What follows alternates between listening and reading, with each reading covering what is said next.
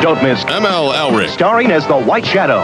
When the going gets rough, he can be as tough as he has to be. I don't think there's any way you can make it to the pros.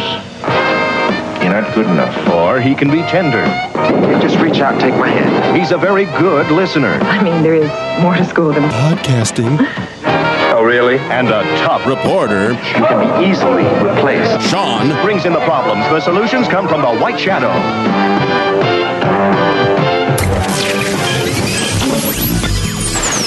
You ass interrogator, try to around my face. It's gone.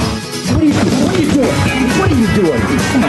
That is not paid for by them. That is paid for by the people of Detroit.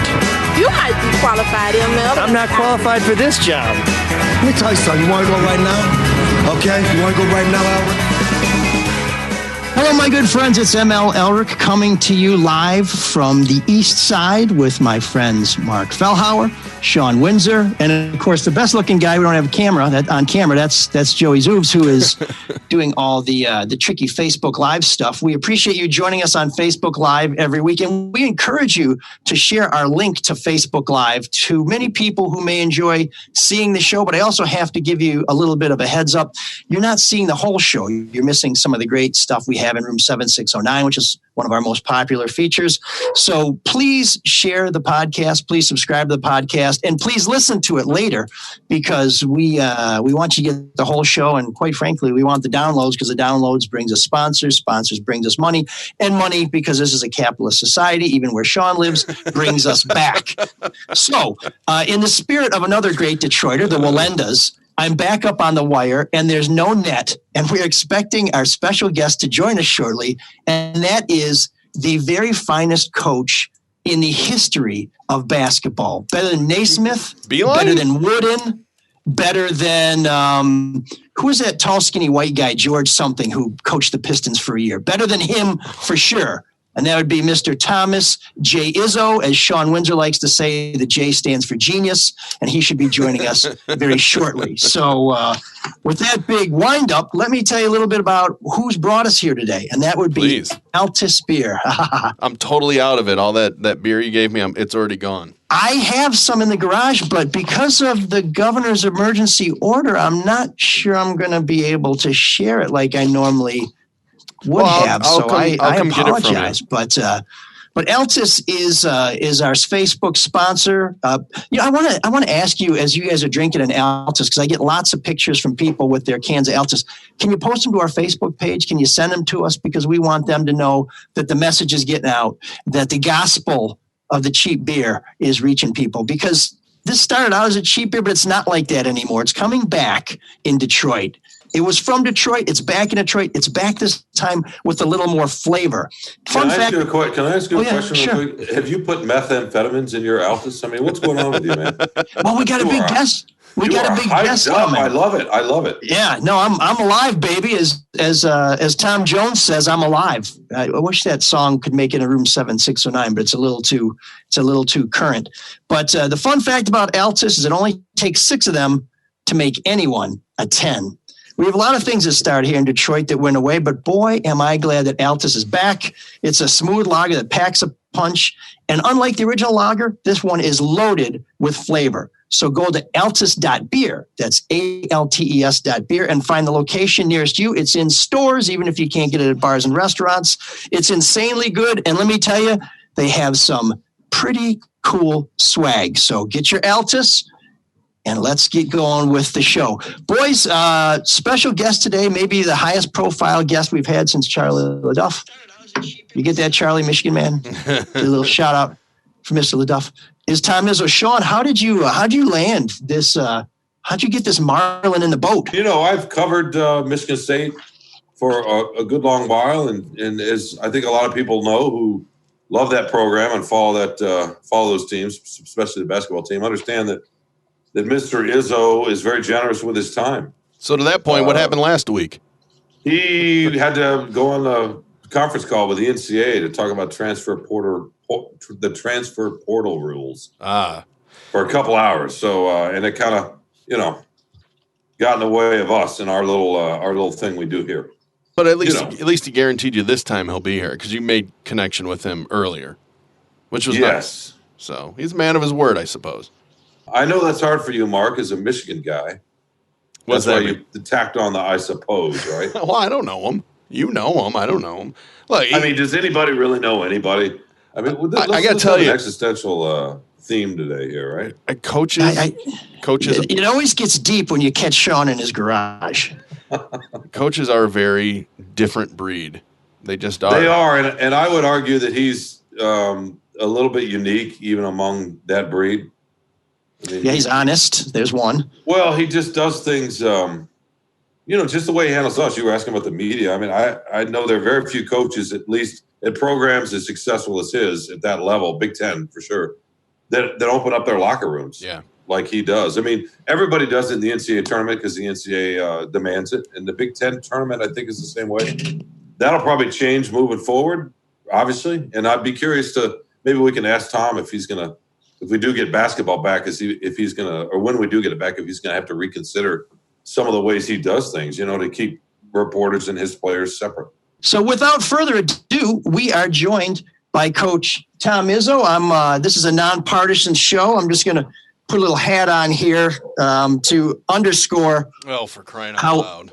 How unbiased we are. And Coach, it's ML Elric here. I got to tell you, last week I felt a little bit like Juwan Howard. I had a big star who was coming to our virtual campus, and then by the end of the day, it was just me and my kid playing basketball at an empty Chrysler Arena. But thanks for making time for us this week. Yeah, it's crazy times in a lot of ways, guys, and definitely recruiting is one of them for sure. Were you secretly thrilled to see, and I know that there's a fraternity of coaches and you're one of those guys who seems to like everybody, but was there a feeling somewhere in the Breslin Center or wherever you're spending your days where you did a little jig to say, okay, there goes one 5-star down the road. There goes 2 5-stars down the road. Maybe his own kid is going to bail on him. This could be a great thing for the rest of the Big Ten.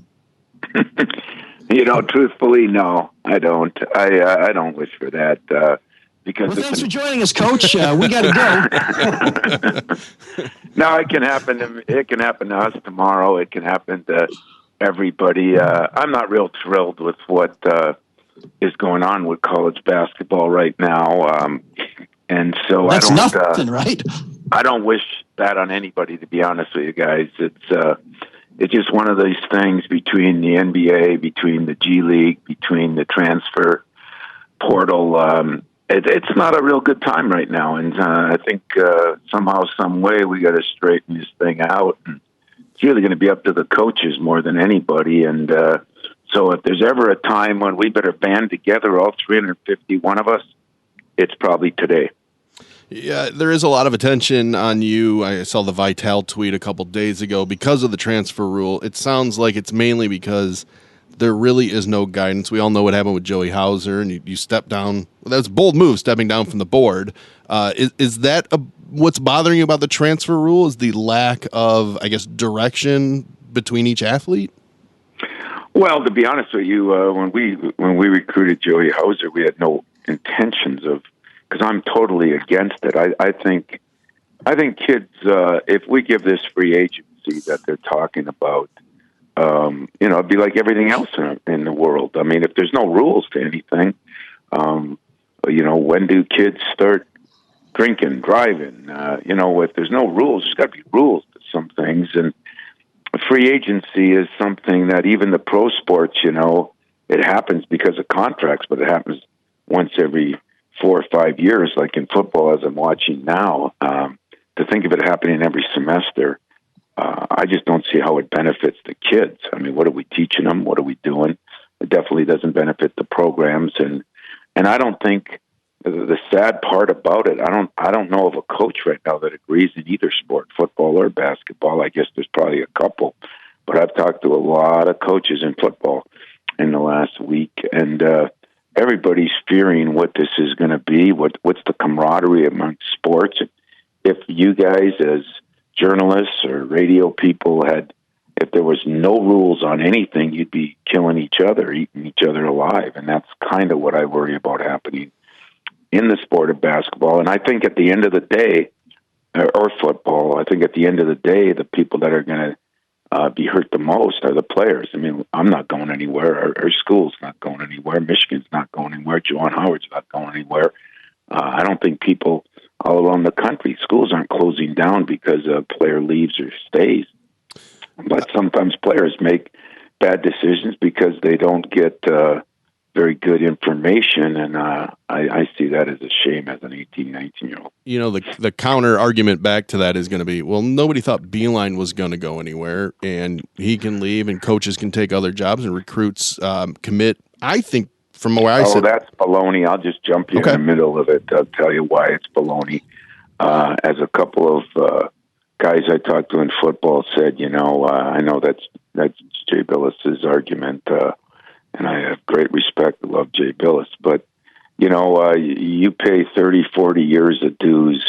Number one, number two, if anybody thinks any of us can leave here without great punishment, meaning buyouts and things like that. I mean, we jump on these things like 18-year-olds should have. You got to be 36 to be the president. So I mean, there are rules and laws and things that go on, and I just don't think you can compare somebody 50 or 60 with somebody 18 as far as everything being identical. And so I'm as you can tell, I'm not real fond of that statement, but I'll take it from you. Yeah, but Coach, the other thing that we want these kids to learn lessons that adults have to learn. They make a commitment to the university, which we appreciate, but coaches also make a commitment when they sign that contract. And what lesson are we sending the kids when we say, I just signed a 10-year contract, but guess what? Now I get to coach XYZ University for double my salary. They're in a better conference. They're going to help me recruit. So I'm leaving for that. Doesn't that also send a message to kids that the commitment that they're making is only as good as the best offer on the table? Yeah, you could say that, but like I said, there's a buyout to that too. So do you think... Yeah, but usually the other university pays it, doesn't it? No, not necessarily. I know a guy in South Carolina just now that talked to me today about that. So maybe that, should it be that way then? Should it be where the university goes to pays back the scholarship money of the 2 years or 3 years that he's been there? I don't know. Maybe. Maybe if you want to go that route. Listen, I'm not against guys transferring. I'm not against guys transferring at all. If it's not for you, I just think there has to be some way of not making it where every semester. I mean, can you guys imagine me telling a kid to go to a class and him saying, get mad about it, or maybe he doesn't start it. Judd Heathcote used to tell me there's never a freshman that's been happy in the world. Most freshmen that we recruit scored 25 a game, or you wouldn't recruit him. And no freshmen, no sophomore, junior scoring 25 a game in college. So they're already everybody. It's distorted. I think paying your dues is part of growing up. Paying your dues is part of battling through adversity. Is part of growing up. I mean, somebody want to take care of me for the $4,000 I made at 27, 8, and 9 to be a GA to kind of pay my dues. I'm sure you guys have done the same. I think I solely disagree with you so much. I'm not void of kids transferring. I think that's great. If they think the Kentucky deal is better than the Michigan State deal, we'll go to Kentucky. But you got to also remember when you transfer, you're going to have to. Every class doesn't transfer between Michigan and Kentucky, or Kentucky and Michigan, or Purdue and Illinois. You're going to lose some hours, so you're going to start hurting graduation rates. Well, what's so bad about an extra year of education if that's really what we're supposed to be there for? And when you look at the fact that 99% of the kids who transfer aren't going on to pro ball, it is about education. Well, I'm with you, Coach. I don't like the transferring. I think one of the things you have to learn is that you make a commitment. I think you have to learn if you're not as fast or as strong as the other guy and you thought you would be, you got to get back and work even harder to try and get over that point. And I just think that there's a little bit of a double standard there, but I don't want to hang us up on that at all. Well, I did want to come back to let's go back for a second. So, sure. So you think a coach shouldn't be able to leave, which I've never left, and I've had way bigger offers than doubling my salary throughout my career. And So I didn't leave. But if I would have, I'm paying some price. If a kid, he can still transfer, he's paying a little price. Sit out a year, get stronger, get better. It's not a bad price to pay. So I'm not going to argue that a coach, but, when you put in 30, 40, 20 years into building something as you guys do yours, I don't know if somebody should just come in and get the exact same rights as you have. That's part of experience, part of whatever. But if you think it's double standards, I'm cool with that. I agree. You know what? Then make my buyout worse. Make coaches' buyouts worse.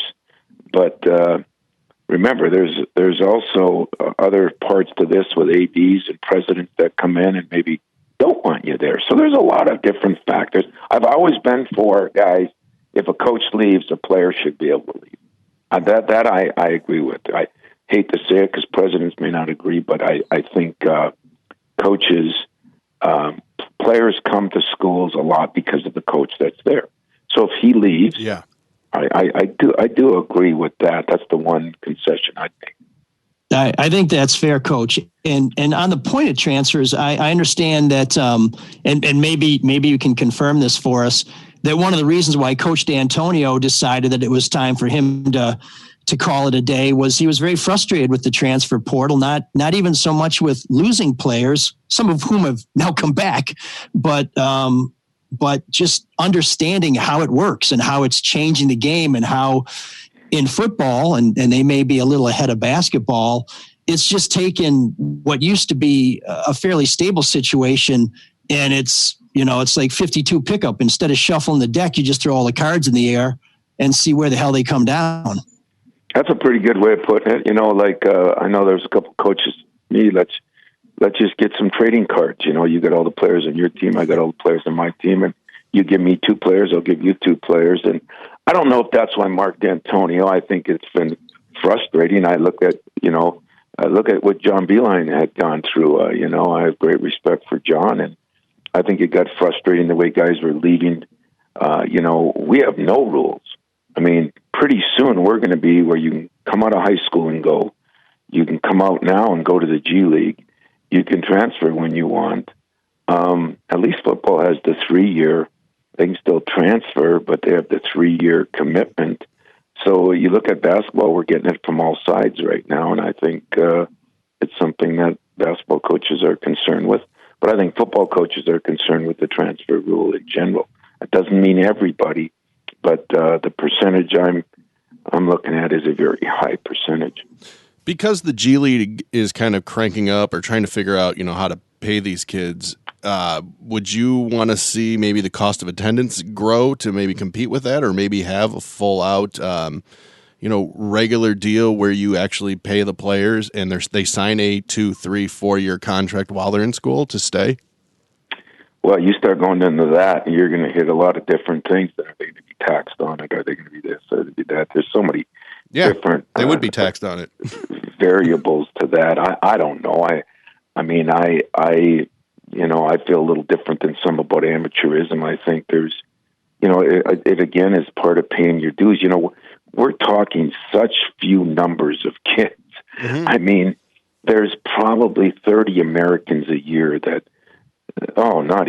make it in the NBA, that make a team, because a lot of the second rounders don't, and there's at least 20% are European players now. So you're talking such few numbers that really are difference makers. I don't think no matter what you paid them in college, I mean, we just saw where they're going to pay guys $500,000 to go to the G League. Yeah. So is it really ever going to be relevant? I mean, I think what they've done a pretty good job of is by cost of attendance and that, the old stories about the kid didn't have enough money to get his winter coat or couldn't take a girl out to the movies. That's long gone now, and I'm not saying it's great. And I mean, hell, I'd want more. For my kid wants more, and he's on the Izzo scholarship, not the Michigan State one. But I think that we'll never catch up with that. And I think people got to realize too that when you're football and basketball are helping take care of a lot of sports, and so the more that goes one way, maybe the less that goes the other. I don't know all the particulars to that. I just know that I still believe that there's got to be some accountability. There's got to be some working your way, earning your stripes. I don't care what business you're in. And I think we're trying to fast track this so fast. I wonder what's going to happen to these kids, 8 and 10 years down the road. I worry about that. At the same time, I don't like when a kid can't afford, like it used to be, to even go to the movies. So I think we're trying to find the best happy mediums. I just don't know if it'll ever deter a kid from going pro. I don't think it ever will if that's the only mission. But I wonder how many of those kids, for every LeBron, there's going to be 100 that don't make it, I think. Well, not to keep harping on the point, but from a fan's perspective, you see things like the University of Alabama redoes their football locker room, and now there's a waterfall and hot tubs, yet the players don't get paid. You see how that sits with fans, though, right, Coach? I see how it sits with fans, but from a player standpoint, those players are getting an advantage. So are you talking about fans now? Or are you talking about players? Because just the push to pay the players. Yeah, I think that things. I think things will, at times get out of hand. It's like every other, but that's too like every other business. Every other university is putting in new food, cafeterias. Every university is putting in different buildings. You got to attract the people you got to attract. So I can understand that to a certain extent. Do I think it sometimes gets out of hand? I'm sure it does, but that's happening. Every business, everything you do, that happens at every university in the country. They're getting better intramural areas so that they have workout things because that attracts students. So it's always going to be an arms race in that respect. I think to a certain way. Well, Coach, I couldn't agree with you more. I've got 2 kids who are in college right now, and I know how much it costs for me to send them there. They're not getting free clothes. They're not getting tutoring. They're not getting travel. They're not getting access to nutritionists and the things that the athletes are. But those athletes are getting a valuable commodity, not just the free education, but the opportunity to make connections, the expertise, and the influence of people such as yourself. And I look at a guy like Matt Ishbia. There was just a great story in the Free Press about him, who was never going to go pro, put in his time. I believe at some point he must have gone on scholarship, but he graduated and he was very generous, and I think probably very truthful in saying that the lessons he learned from you and from the program there helped him set up what is now $1 billion business. And for anybody who says that Michigan State took advantage of Matt Ishbia, boy, I'll tell you what, I wish Michigan State had taken advantage of me like that when I was at Michigan State, because I wouldn't be here talking into a laptop and hoping I don't have to take another furlough next month. You'd be having trouble hearing me on the back of my yacht because there'd be so much wind and so many former cheerleaders yelling and whispering in my ear.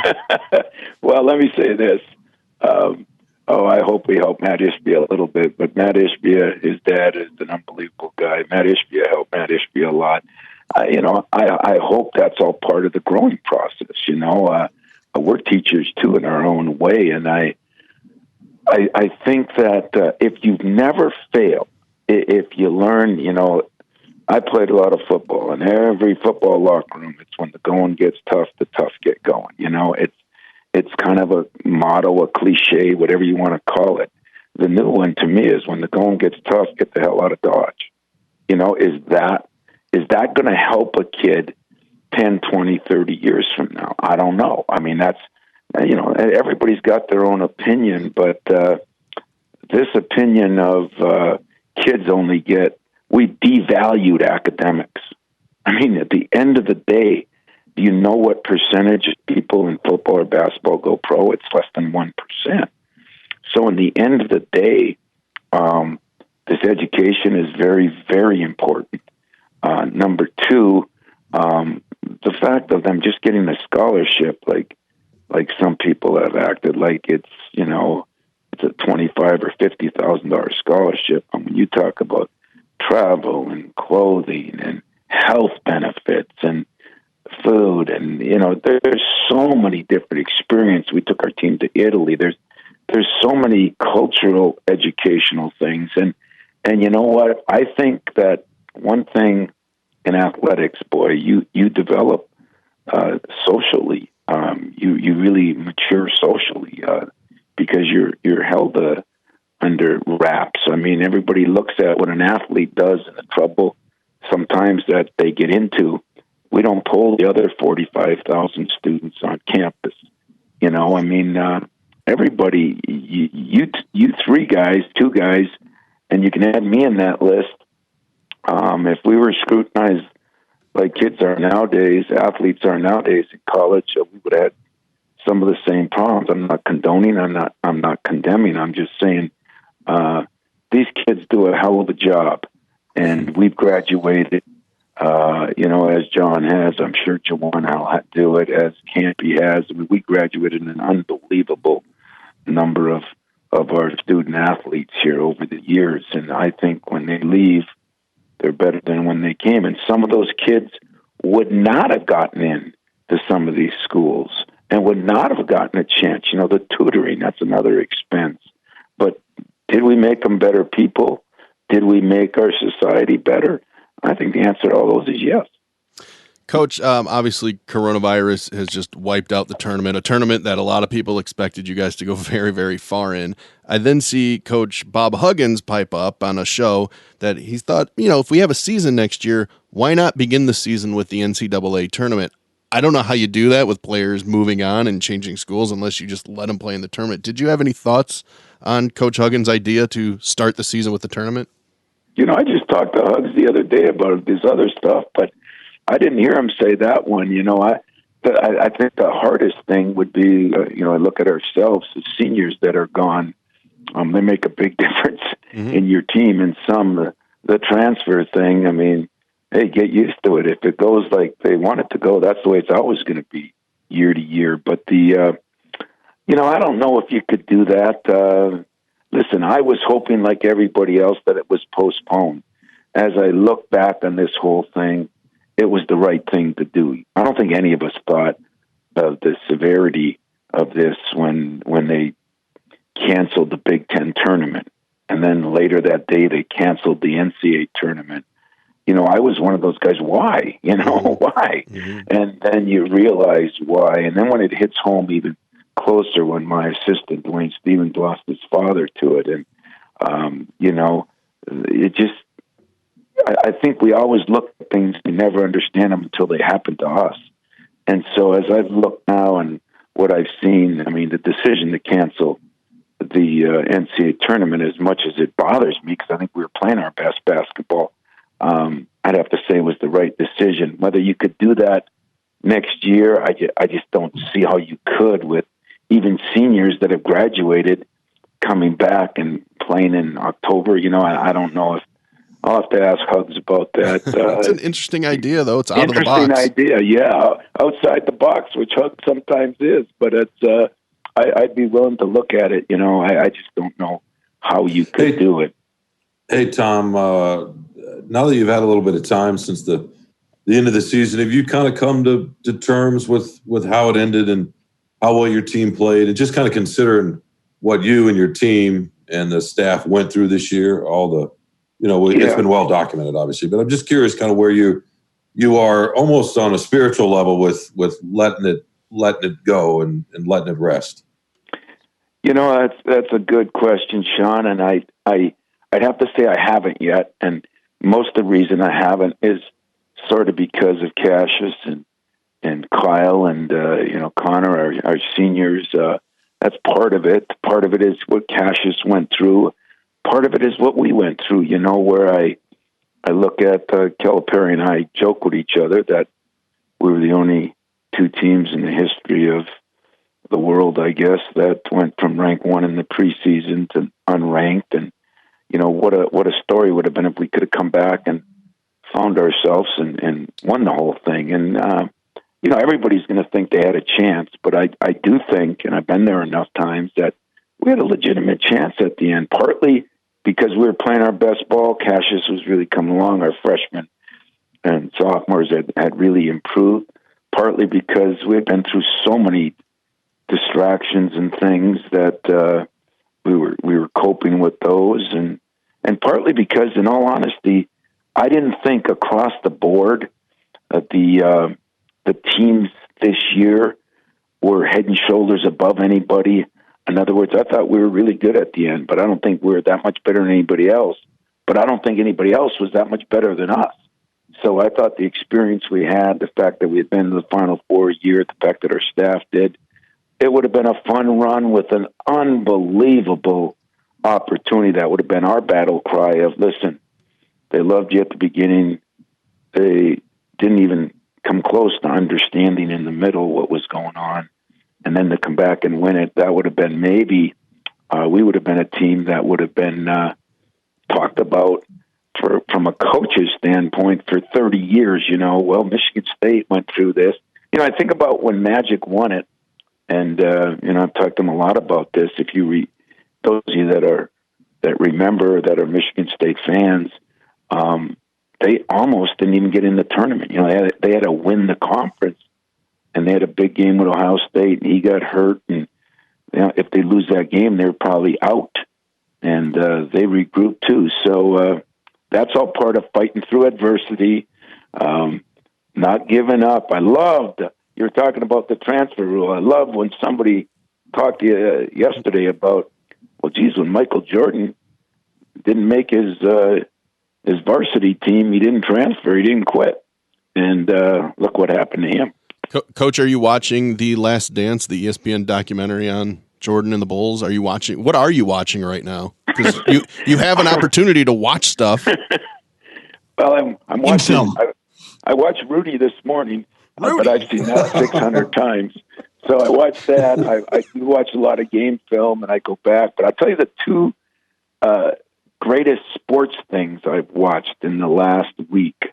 I've watched the Peyton Place, I think Sunday. I watched it from noon till 9, and then watched Jordan after, in between my Peloton workouts. So I did a lot of that. But I thought those two things, because they were, they're about a sport, the NFL with Peyton Place, but it's about human interest stories within that. And that's why, maybe I'm the only guy that could pick up that Jordan. I'm not the only guy because somebody reported it, but that Jordan got cut in high school. I heard he got cut in junior high from his 7th grade team, Those are human interest stories. Those are stories. There was a thing on Ed Reed the other day on Undeniable with Joe Buck that I called my guy right away. I said, tape that, make sure we get a copy. I'm showing that to my team in September, So I'm doing a lot of those kind of things because I think they're motivational, or they're back to reality in this world of sometimes no reality that we live in. Okay, you mentioned Rudy, so I'm just going to throw a couple out there. I'm just curious if you've seen it. You had to have seen Hoosiers, right? Oh, yeah. Okay. Oh, yeah. How about the movie Coach Carter? Oh, yeah. How about Blue Chips, which is ridiculous? Ridiculous. And yet, if you watched the scheme the other night, you wouldn't think Blue Chips is as ridiculous. So you did watch the scheme because there's some inferences in there because of Christian Dawkins. I mean, there's a picture with you and him. What did you make of the documentary of the scheme? I actually thought Christian did a good job, and I thought the lawyer Steve Haney did a good job in the narration. Kind of that he ended up that kind of guy in there. I will preface this by saying it. If some of those things with some of those teams, unless they had different fake voices, it makes me wonder, how people can move on. But again, I'm not involved with that. What I learned more than a few years ago is instead of complaining about what's going on, I'm just going to worry about my team, unless it's dealing with our profession. One thing Judd Heathcote always taught me, that coaches got to stand up for their profession, and nobody's bigger than the programs, and nobody's bigger than the profession, and that's the only thing I'm trying to do now. I don't worry about what's going on out there because I can't control it, and it doesn't look like many people can, to be honest. Well, to that point, and you don't have to comment on it, but Will Wade and Archie Miller, they don't do much for the profession when they claim they never talked to a guy and have a public denial, and then there's audio tape of them talking to him, and they still maintain their positions as head coaches. So, well, some people say there's bad everything, right? I mean, we're learning that there's corruption in the police business. There's corruption in the legal system. There's corruption in schools. There's corruption in coaches. God, sadly enough, there's been corruption in the priesthood. But I don't know everything to that, but it makes me think that, some schools don't handle their business right either, because, I know this, if that happened here, I don't think I'd still be working, but I don't know the whole term about things. Wow. Hey, Tom, getting back to Cassius for a second, he's as popular a player as you've had coached in a long, long time. I'm just curious, now that you've had a little bit of time to reflect, what was it about him that had attracted so many of your fans, and even I hear from Michigan fans who had a lot of respect for this guy. Just what was it about him, and what made him unique among the players? I mean, obviously you've had hundreds of players over the years, but what made him kind of different, I guess, in that way? Well, that's a good question, because I think he was respected by just about everybody. Number one, unlike his coach, you never saw him lose his cool. You never saw him. He's the All-American boy. I don't think I've ever seen him touch the rim. He's not your prototypical athlete. I don't think but I've never seen him. I'm not sure he's had below a 3-point in the class either. I mean, he's kind of just what you'd want on and off in every way, shape, and form. He's a very articulate kid who really stood up in the last 2-3 years. Even this year, I mean, he played the day we found out was after midnight. He played that night in the game, played at Seton Hall. I asked him, if when he was ready, if he wanted to talk about it, and he did with you media guys, because hopefully to help other kids that have gone through something like this. He's so unselfish as a player, but he's just as unselfish as a human being. And, for me, you want your daughter to marry him. You want your son to grow up like him. And yet he was mortal. He was not LeBron James. He was just like everybody else, a little 6'1" guy that walked around campus unpretentious, with humility and with incredible, never big timing anybody, and that includes players, coaches, fans, students. You had a chance to interview him. I never really had a chance to interview him, other than when I recruited him. But we're going to miss Cassius, because he served so many different areas. When things were tough here a couple of years ago, he was the guy that could answer the questions, and he did it about as classy as you could do it. When we won big games, his humility was always about the team or the coaches or the program.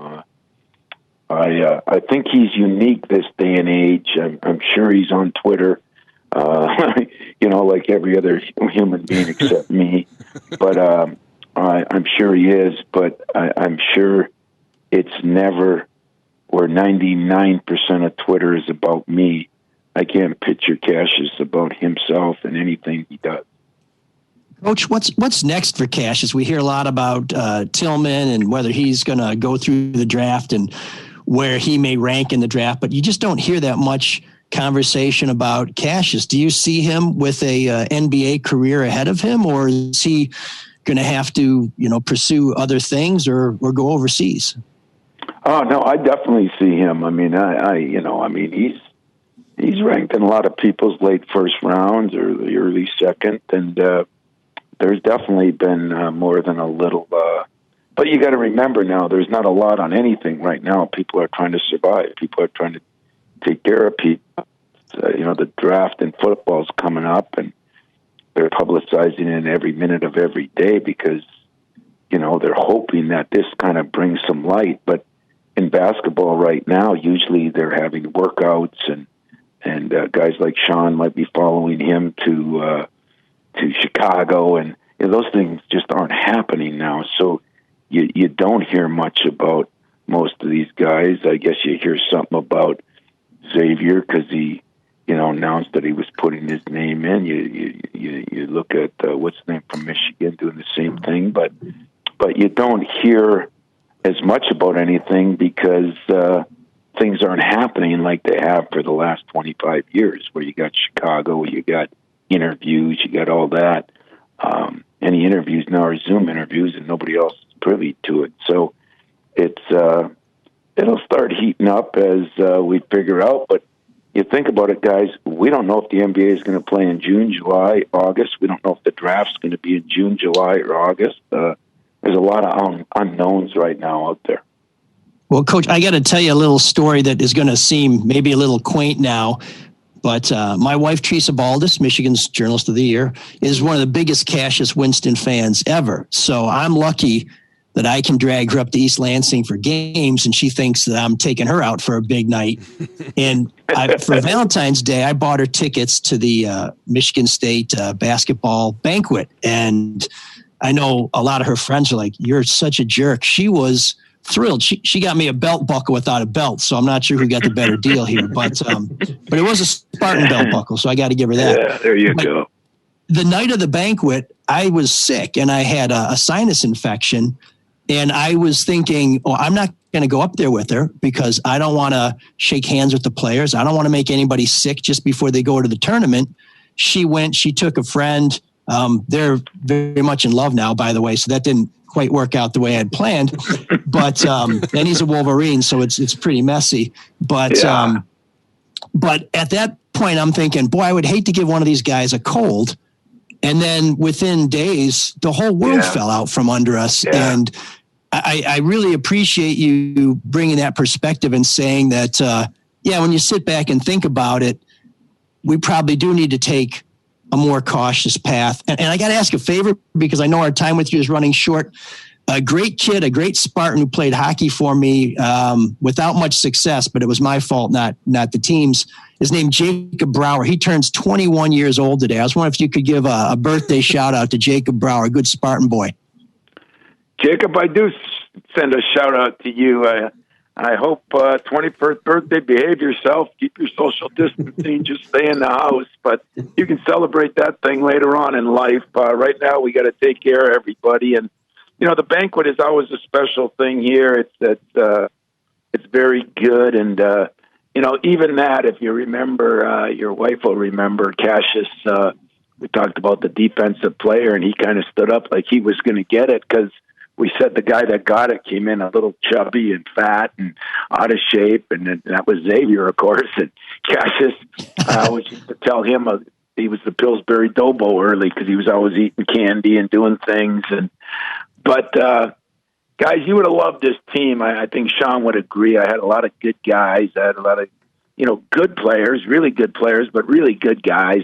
Really had a best academic semester of my 25 years here, and would have liked to finish it out differently, but I can only imagine what those guys will be telling their kids 20, 30, 40 years from now. It's like my 94-year-old mother is telling me about the Great Depression. And, this is a life-changing moment. We just got to hope that we keep as many lives safe as we can and, and see where basketball, football, what's going to happen in the fall. There's going to be a lot of interesting things going on, but I just hope that when it's all said and done, fans appreciate what these players go through, and yet I hope players appreciate that there is a process to becoming, not only a great player but a better person as life goes on. So has been kind of a fun time. I could do it again sometime, Sean. I've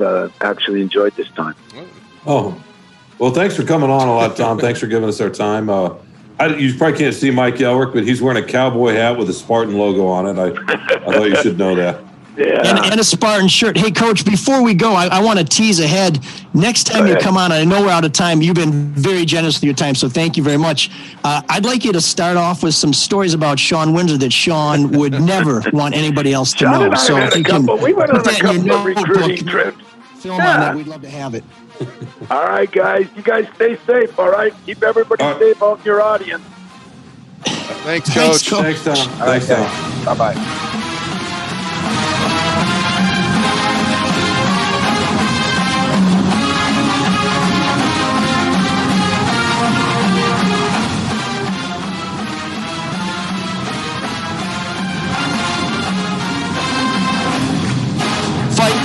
Fight, Rock Team fight, victory for MSU. We're just not sure quite when. Well, that was Sean. I'll tell you what, man. Redemption is sweet. And right now, you could give somebody diabetes. Oh, nice. That's nice. Did you come up that with the top of your head? No, but I got to tell you, being trapped at home all the time, I lost a bunch of weight because of the bug. But now I just kind of walk around and graze. So I'm snacking, and these Easter bunnies, not good for me at all. I know. I put on a little myself. You know what I mean? Too much ice cream, probably. You have the most ridiculous hat collection, I've decided. Yeah, I think one of these days I'm going to do a Spartan hat gallery. So we'll regale people with my fine haberdashery, which, by the way, means more than just hats. But first, I want to tell you about somebody who's doing a great job under very, very challenging conditions, and we hope that you can help reward her efforts. And that's Lindsay Broadwell, one of our new sponsors here on ML Soul of Detroit. And let me tell you about sponsors. We don't just take anybody, and the people we take, we trust. And it's really important because as we trust a lot of people, but it's tough to take their money right now because nobody's doing business. Well, Lindsay is still out there hustling. So if being locked inside made you realize that your house is way too small, then it's time to call our new realty sponsor, Lindsay Broadwell. When it's time to move into a new house, whether you are buying, selling, or both, you need to contact Lindsay Broadwell. Your house is one of your most valuable investments, and that's why you need an agent you can trust and that knows the business inside and out. Lindsay started her career at Hall Financial, and now she's an expert in real estate. Lindsay will make sure you get the most out of your house and that everything goes smoothly by finding you a new home that fits your lifestyle. Buyers, sellers, especially first-time buyers, make sure you contact Lindsay at BroadwellHomes.com or 248-767-7767. She's a licensed realtor at RE/MAX Nexus. That's BroadwellHomes.com. 287-767-7767, and let Lindsay know that you learned about her amazing skills here at ML's Soul of Detroit. And by the way, if you do end up making a deal with Lindsay, if she finds you a great new crib or maybe unloads the shack that you're in right now, you're going to need to finance that. And maybe we recommend quite strongly David Hall and Hall Financial because they care about the community. That's why the team at Hall Financial is working from home around the clock to help people save money by refinancing. That's right. You take what you have, you refinance it, and you save money. You make money. There's more money in your pocket. It's a great time to look at your options. That's why many people are refinancing right now. If you haven't refinanced in the last year, Hall Financial is here to help. Now's the time to lower your monthly payments and keep some extra money in your pocket as we go through these very turbulent times. And by refinancing, you can probably skip up to 2 payments. So why not see if you can save some money or cut your term? If you're worried about coronavirus, don't. Homes can be appraised without someone stepping foot inside your house, and appraisers will do what they call drive-by appraisals. It's a little different than a drive-by. They're doing a couple blocks from here. It's entirely safe and actually quite prudent. Hall Financial Service is the fastest in the business. That's why they have nearly 1,500 5-star reviews from Michigan homeowners. Go to our webpage and click on the logo to get started. Actually, it's on the Drew and Mike homepage. It's on the Soul of Detroit homepage as well. You can click on the logo. That's right. Yes, it is. It is on our page. I apologize. But you can also just call 248-3008-5000. That's 248-308-5000. Go to hallfinancial.com. They got lower payments, better options, more personal attention. Ask for Dan Morrison. Let him know ML Elric sent you. NMLS 1467435. I won't change my mind on anything, regardless of the facts that are set out before me. I'm dug in, and I'll never change. Freight nut. Freight out. Freight nut. Freight out. Freight nut infinity. Freight out infinity +1. No. So yes, this great debate may sound like a little bit of a rerun, and I think we've all watched enough TV that we're familiar with reruns and then some. But at one point, my friend Mark Fellhauer was saying the government should get as much money out as fast as it possibly can. And I think we all understand that bills come whether or not government moves fast or slow. And we all understand that we need some money so that you can pay those bills. But I think what we're finding now is that when government moves fast, it doesn't move particularly well. A small business loan program that was supposed to help mom and pop places has put $20 million into the Ruth Chris Steakhouse chain. $10 million went to Shake Shack, and they are giving it back because they rightfully feel ashamed. We also found out that some of the financial aid that's coming through, and let me grab this real quick. This is another hat. Is benefiting not you and me, not little old people that we know and love, but it's benefiting millionaires. A lot of the money that's being sent out to try and help out regular folks is in fact going into the pockets of people whose pockets are so deep they often trip over the linings of their pockets. That's deep, my friends. And let me tell you what the good people at the Washington Post had to say about this. More than 80% of the benefits of a tax change tucked into the coronavirus relief package Congress passed in March will go to those who earn more than $1 million annually, according to a report by a nonpartisan congressional body expected to be released Tuesday. Wait. Feds are getting ready to pump more money out there. But again, as we said before, there's no point in putting a lot of water into a hose that has a bunch of holes in it. Gentlemen? Is that tax relief, or are they actually getting liquid back? Who what? Liquid. What you just read. I mean, the liquid cash, you mean? I'll argue that they didn't get money out fast enough because some people still haven't gotten it. The people that need money. Sure, people are going to abuse the program. We know that. And frankly, I'm really amazed that there's a whole list of companies that got money under the PPP that shouldn't have gotten the money.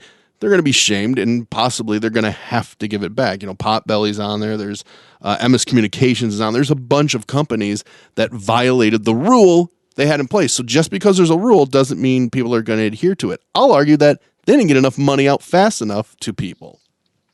But the thing is, they're not getting it out to people because the whales are sucking up all the plankton. And their big bank friends are the ones who are making it happen. Because why? Because the big banks realize if we get the money to our big clients can pay our big loans. So is this really helping people, or is this helping big businesses and banks? Are you down with PPP? No. You know me. Well, I like to see you stand up for the people there for a change. Deep reference there, sorry. That's a nice change of pace for you. I appreciate that. By the way, the administration, and I'm just going to go ahead and lean into the stereotype I have with part of this audience. Are you listening, Gordo? Exactly. The administration got rid of an oversight actor a couple of weeks ago, right? And there's a direct correlation to Ruth Chris and all these other companies getting that kind of money because there's nobody there saying, no, these people don't need it. These people need it. If we're not going to have that, and the part of the delay in the whole stimulus bill was over that reason. And then it happened anyway. So is this really a shock that at least part of this is happening this way? It's all about cronyism and greasing the wheels. It's disgusting and it's despicable. I'm not shocked. I just want to know whether Mark thinks this is okay, because I think we all agree people need money now. But if you go so fast that actually they don't get the money now, and that if you went a little slower, maybe the money would eventually get to where it was intended to go. ML, they didn't go fast, and this is what happened. So what's the point? Why not go fast? And it's going to happen anyway. Look how long they dragged it out to come to some sort of deal with each other. Like a week? I mean, come on, man. Exactly. But there's a lot of people that haven't. There's a lot of small businesses that haven't gotten the money that they want to get because it's getting sucked up by public. public. Whatever else you say about the protests last week, there was a huge amount of legitimate reason because a lot of these small businesses, and yes, our state's a little stricter in terms of who can operate right now, but the bill was designed to sort of provide a bridge, an economic bridge for a lot of these small businesses, and they're not getting it. And there's no wonder the anger and frustration is starting to rise. If they had some economic relief to last them for another, 6 weeks, couple of months, whatever, things might be a little bit smoother right now. Absolutely. So I'll agree with you, Mark, because I want pizza, right? I mean, we need pizza. Pizza's very good. But if you cook it for 2 minutes, all you end up getting is sick. And that's the problem here. The pizza ain't cooked. Unless you're starving. Way, somebody put a bunch of crummy toppings on there that fell off of my slice. What if you're starving and you can't wait the 10 minutes for it to finish cooking? This is a weird analogy to work with, to finish cooking. Come on, baby. Come into my world. Let's say you're going to die in 8 minutes because you need to eat something. Are you going to wait the 10 minutes? Because then it's a moot point. But the issue is you're waiting 8 minutes and the fat guy got your piece of pizza. You're not getting it in 8 minutes. You're not getting it in 16 minutes. You're not getting it at all. These small businesses are not getting the money. Therein lies the real problem, that they went too slow and they didn't have enough rules on it. They did the worst of both of them. Yeah, they did. I mean, the small businesses account for half the jobs, right, in the country, more or less. I don't know what the exact number is, but it's close to that. And it's ridiculous the way this is rolled out. A lot of folks aren't getting their stimulus checks, right? That's been kind of happening. Exactly. Yeah. I mean, I get it. It's a huge, big operation. We've got 300 plus million people in the country. There will be abuses. It's not easy. I understand that. But what's that, Mark? I'm just saying there will be abuses at this scale and that much money. Did I really think that, 243 million of the 350 billion would go to big publicly traded companies? No, but look at the rest of the money, and it actually did go to small businesses. There's a lot of small businesses that say they put in their applications right away, and they not only haven't gotten any money, their 8 minutes is up. They haven't even heard whether they're going to get any money. And one of the problems is because they are with small banks that don't have the staff to get those things ready, whereas the big banks have a whole team where they can say, let's jump on this because we know how to get all the honey out of the hive. And boy, oh boy, Pooh Bear's sitting there with a dry hand and his mitten stuck. Okay, sorry, I'm abandoning this analogy already. Sean, jump in there. Christopher Robin Windsor. So we've got raw dough. More Eeyore, I think. We got raw dough and honey. That's great. No, the money's a couple of stories yesterday, right? They're applying and they're getting told, hey, there's no more. But the White House and the House, the Democratic House, the Congressional House is they're working on a plan right now, right? I mean, I don't know when it'll come, but they're at least negotiating on adding more money, so that's a good thing. Well, but to your point, Sean, one of the reasons why it's taking so much time to make these deals work is because the Democrats, who have the majority in the House and have to sign off on these things, don't trust the president, because one of their big things with the first aid packages where we need to have oversight, and as soon as they pass these and it's signed, the president says, I'm not going to let this inspector general look at it. The guy you want to put on top of it or the woman you want to put on top of it, I don't like him. I'm going to ignore him. And so this notion that if we do go too fast and there are mistakes made, that we're going to be able to fix them, it's turned out to be just another Washington game. The guy who was supposed to drain the swamp is acting a little bit like the Lizard King, maybe more than a little bit. So what's wrong with oversight? Well, if you don't, if you don't have oversight on that wet market in Wuhan, nothing bad's going to happen, right? Oh, right. Bad shit's going to happen. Oh, man, the geeks have inherited the earth. Did I do that? What a dork. Does him wanting to play with us again mean that he's turning into a geek, or we're turning into cool guys?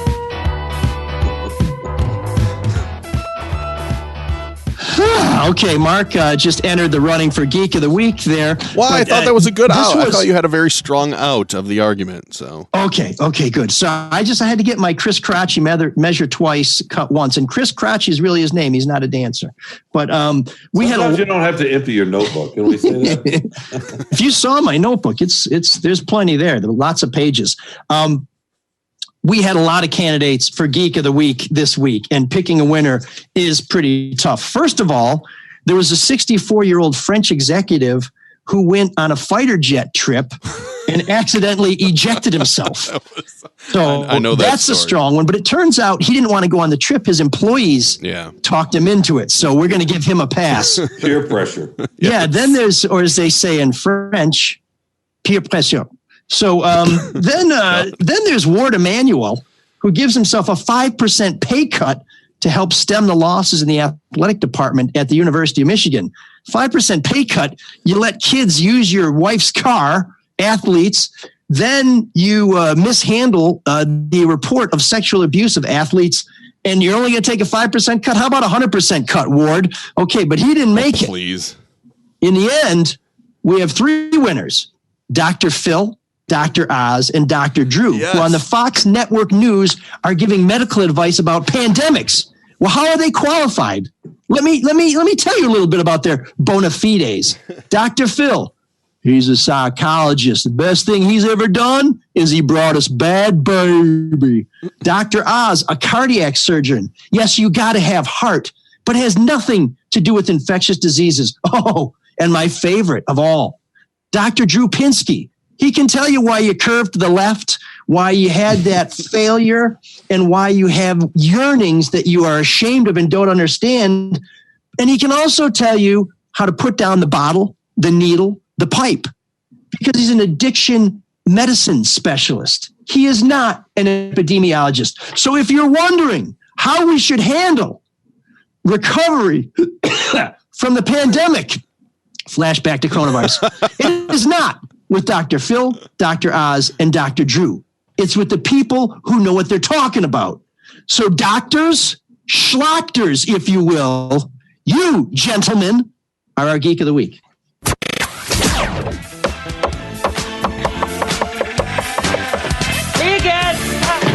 There's an all-night party in room 7609.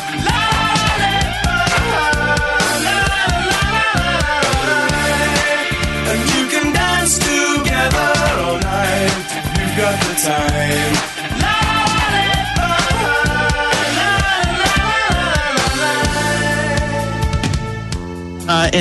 As our own local medical expert, Sean Windsor, diagnosed at the beginning of the show, I'm a little over-caffeinated. I almost never drink Coke, but we've got some in the house now, so I'm getting a little ginned up. Last week in room 7609, we had Bronski Beat singing Small Town Boy as a tribute to Tom Izzo. Just in case we had some sort of kerfuffle and the coach wasn't able to make it, we picked a great song by the Fine Young Cannibals that describes how we would have felt if the coach hadn't made it. So, without further ado, as the French would say, adieu, here's the Fine Young Cannibals with Good Thing.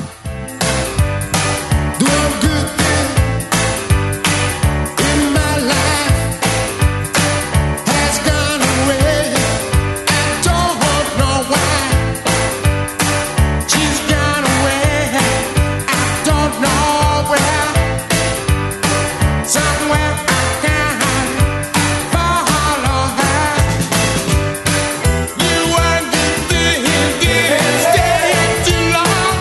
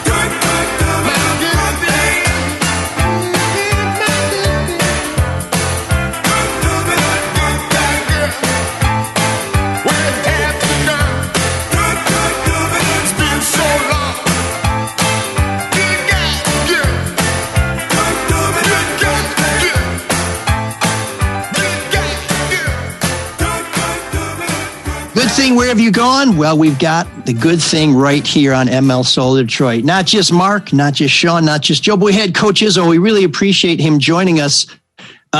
Sometimes good things are hard to find. And the two fellas who started the Fine Young Cannibals reportedly went through 500 audition cassettes. Remember, this was the 80s, before they stumbled upon Roland Gift, who became the lead singer of the Fine Young Cannibals. And what an amazing voice he has. It is not what you would call a classic lead singer's voice, but in sort of the same way, but very different from Gordon Gano from the Violent Femmes. It is so distinctive that it's almost impossible to think of this band without that very unusual, I don't know, is he a tenor? I don't know what you call it, but I love the Fine Young Cannibals. Fellas, are you familiar with these man-eating musicians? Yeah. Oh, for sure. I remember how handsome he was, and he had those nice suits. Yeah, that's true. Videos. Yeah. I mean, not as handsome as Mark. No, who but, is? But he was close, Oh, where's that haircut, Mark? Speaking of handsome fellows. Oh, believe me, I know. It's driving me up a wall how long my hair is right now. It's driving me nuts. And you look like a hippie, for sure. Yeah, I don't want to take us off track, but in addition to sending us your pictures with your Altus, I would love to have listeners send us pictures of themselves with just how crazy their mane has gotten. And I'm happy to share one of my own. I'm starting to, when I run out of product, look a little bit like Beethoven. But to that point, I FaceTimed ML yesterday, and your hair was just out of control. It was all standing. You look like Einstein. Well, I mean, his hair at least. We actually have a lot in common. Just the hair.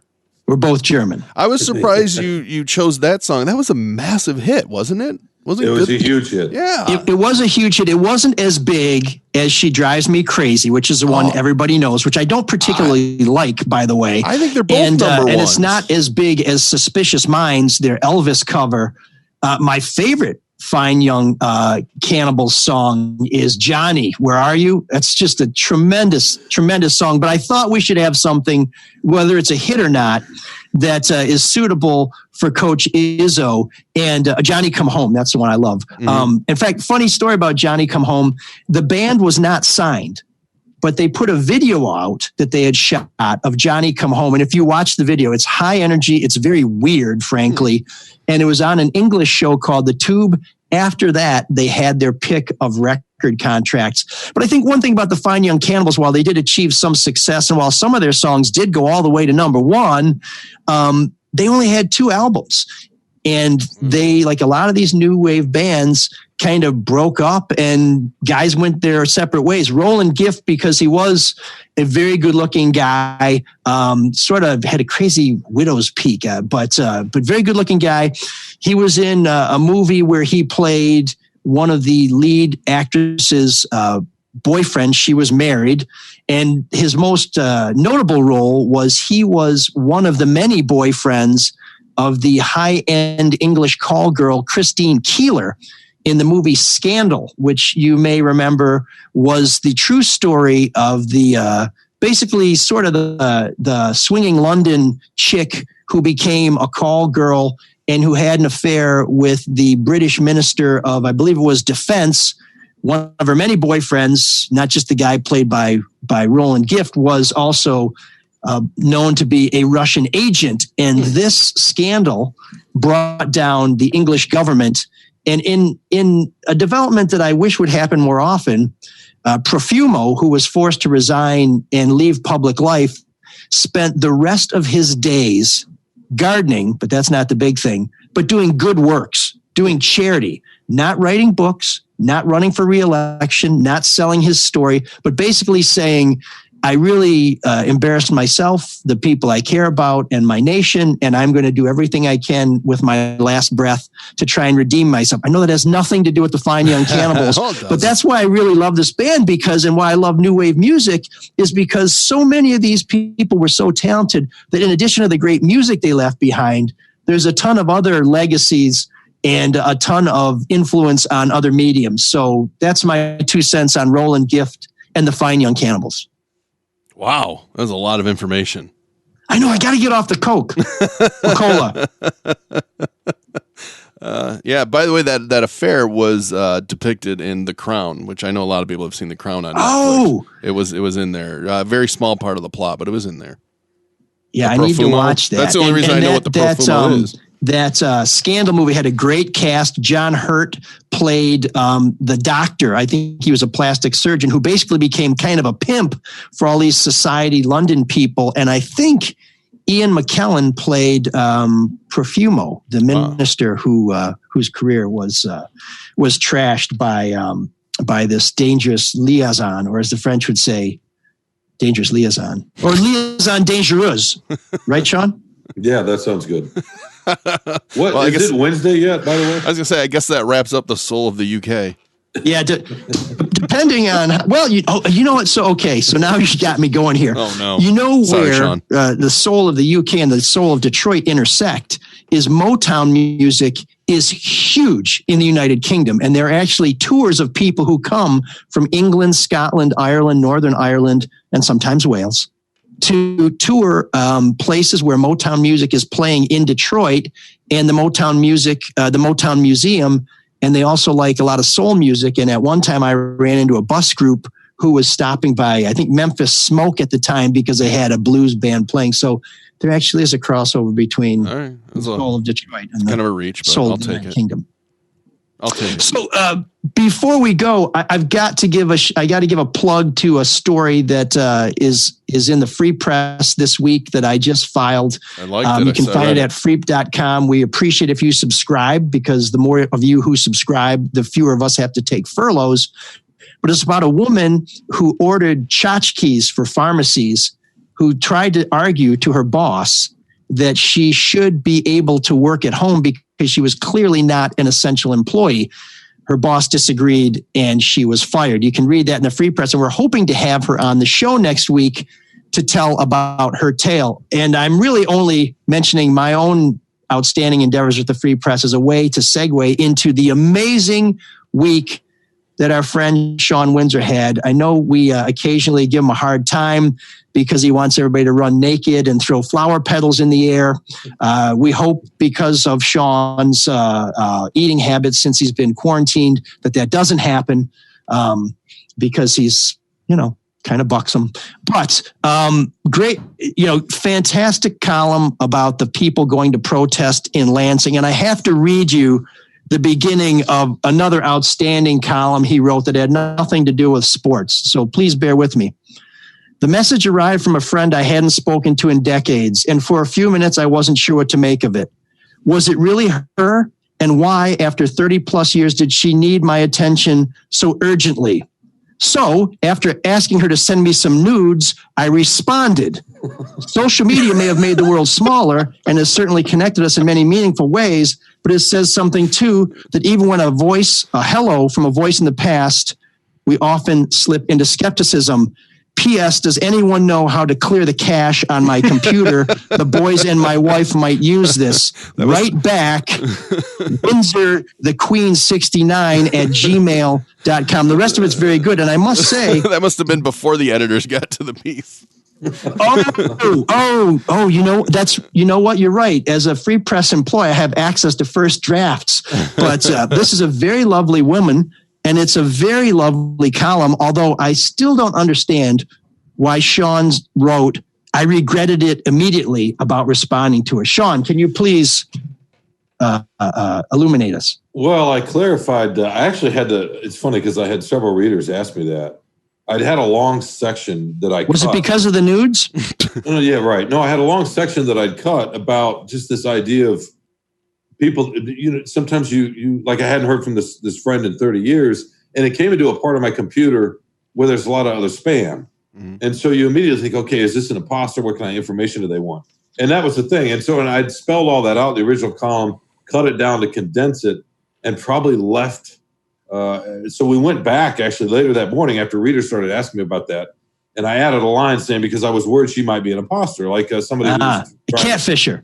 Exactly. Or just somebody that wanted bank account information eventually, or some kind of. And she was really good looking, and she sent you an email. That's a sign right there of a fraudster. Yeah, no, that for sure was a shock. But That's interesting you say that. In this day and age, now we couldn't do anything for the print version, but for this day and age, that's one nice thing that readers can respond, and that's happened before, and say, hey, no, this isn't quite clear. And then I've gone back and, oh, yeah, that was in a different version, or, yeah, you're right, that stayed in my head instead of making the page. And so I went back and added that little sentence. But thank you very much for ad-libbing and adding your own spin on that column as you read it. Well, I'll just say that what we learned here is that back in the day, there's a reason why you couldn't spell swordsman without SW, which also stands for Sean Windsor. So she was a friend. Well done, Tiger. Oh, yeah, that's always it is. We were just friends. Well, I just hit that, I quit that, and then I fell in. You know what? You know how I actually found out that she was real, or it was not a fake.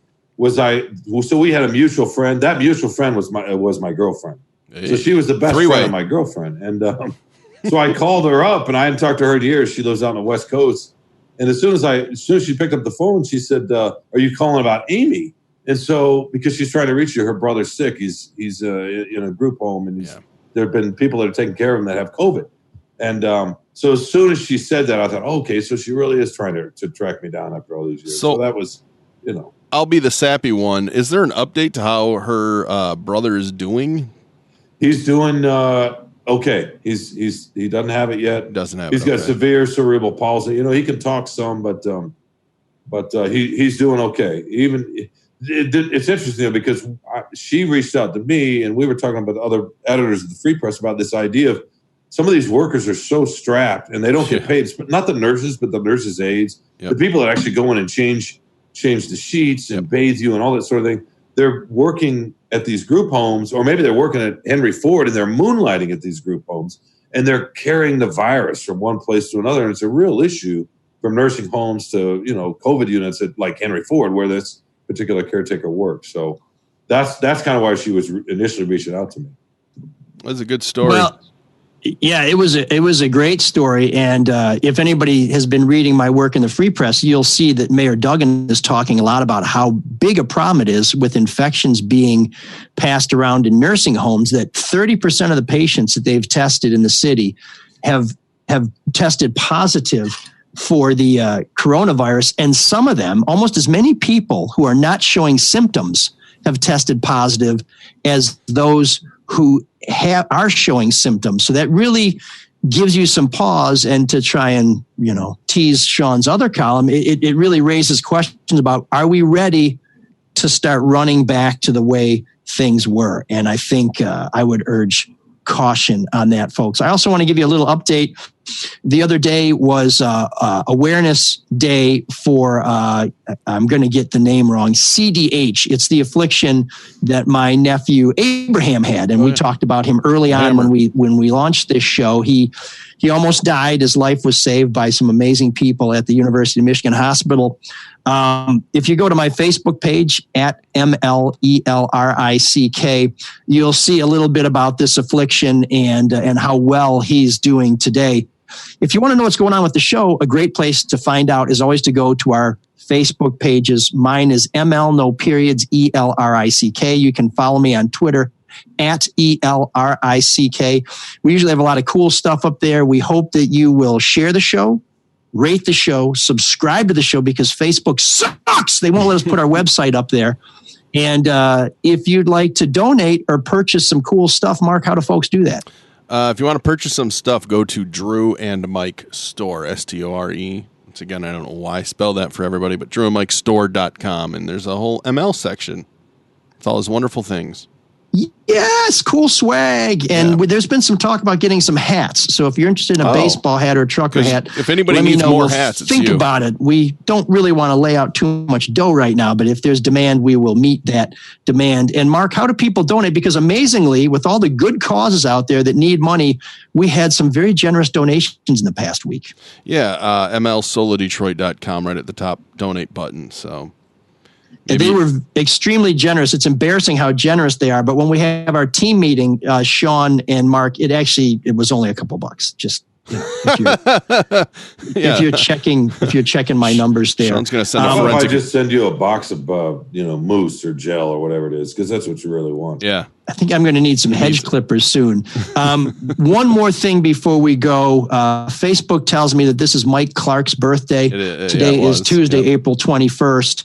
And I think we should, at a time like this, remember some of our friends who are gone before everybody was dropping around us. And we're here because of the Drew and Mike Show. And the Drew and Mike Show, as the name suggests, had a lot to do with Mike. And so we're grateful for everything Mike did. I know a lot of fans out there love his work with Drew and Mike, and we're grateful to have known him. A very odd gentleman, I will say, but always a very kind and gracious guy. And from what Mark tells me, this notion of social distancing and washing your hands, not a problem for Mike. He was way ahead of us. No, so, he would have been... every waking thought, if he was still with us right now, would be about this virus. It would be flipping him out. He was a little bit of a germaphobe, but it's crazy. You know, people talk about their legacies and what they leave behind. It's almost like he's still here because he pops in my head so often because there's so many sayings the way he thought. I mean, his opinion was always out there, so he's still with us. His legacy was let's just say multifaceted, and it hangs in the air like an attic fart. Yes, yeah. So Mike, like you, we have a long list of things we hope to get to. I don't have a remote control helicopter on there, but I am trying to get through my list right now. And when I finally get to it, Mike, I'm afraid you and I will be meeting somewhere at the pearly gates, so I'm gonna take my time. But Mr. Mike Clark, you're missed, and we appreciate everything you've done for so many of the people out here listening, and for helping introduce me to the many fans that you had and Drew had, and Mark and Mike Walters. By the way, Mike Walters, I want to send best wishes to him. He was feeling very, very poorly, and we're exchanging some texts this week. He's doing much better. So friends and fans of Mike Walters, you should know that he is on the mend, and that's a good thing. So to our friends who are feeling better, to our friends who are gone, and to all of you who have been listening, we really appreciate you taking some time and spending it with us here on the Red Shovel Network. We hope that we're one of the things that help us all get through this. I know knowing that you're listening and watching and giving us some feedback helps me get through it. So please continue to do that. You can write to us at mlsoulofdetroit@gmail.com. You can call us at 313-288-9070. That's Butterfield 89070. And we have lots of great entertainment here on the Red Shovel Network. And a lot of these shows make news. So please check out Charlie LaDuff's No BS News Hour, the No Filter Sports with Eli, Denny, and Bob, and of course, the Mac Daddy, the Drew and Mike podcast, which is available every day here on the Red Shovel Network. This has been ML's Soul of Detroit. Cyrus, take us out. Can you dig that? Can you dig it? Can you dig it? Forget about the crowds and remember what got you here. Focus on the fundamentals that we've gone over time and time again. And most important, don't get caught up thinking about winning or losing this audience. If you put your effort and concentration into broadcasting to your potential to be the best that you can be, I don't care what the scoreboard says at the end of the show. In my book, we're going to be winners. Okay?